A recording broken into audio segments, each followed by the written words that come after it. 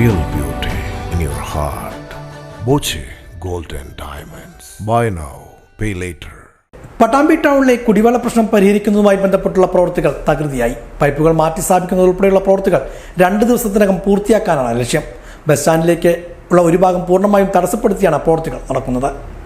പട്ടാമ്പി ടൗണിൽ റോഡ് നവീകരണവുമായി ബന്ധപ്പെട്ടുള്ള കുടിവെള്ള പൈപ്പ് മാറ്റി സ്ഥാപിക്കുന്നതുമായി ബന്ധപ്പെട്ടുള്ള പ്രശ്നങ്ങളാണ് ടൗണിലെ പലയിടങ്ങളിലും കുടിവെള്ളക്ഷാമം രൂക്ഷമാക്കാൻ ഇടയാക്കിയത്.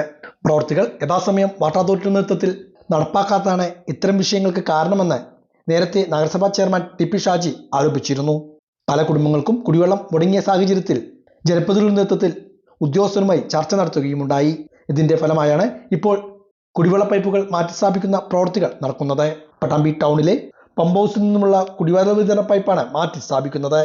ഇവിടെ കുടിവെള്ള പൈപ്പ് പൊട്ടി കുടിവെള്ളം പാഴാകുന്നതും ഏറെ നാളായി തുടരുകയായിരുന്നു. ഇതിനുള്ള പരിഹാരം കൂടിയാണ് ഇവിടെ നടപ്പാക്കിക്കൊണ്ടിരിക്കുന്നത്. 2 ദിവസത്തിനകം നിർമ്മാണ പ്രവൃത്തികൾ പൂർത്തിയാക്കുമെന്ന് കഴിഞ്ഞ ദിവസം പദ്ധതി പ്രദേശം സന്ദർശിച്ച ടി.പി. ഷാജി സൂചിപ്പിച്ചിരുന്നു.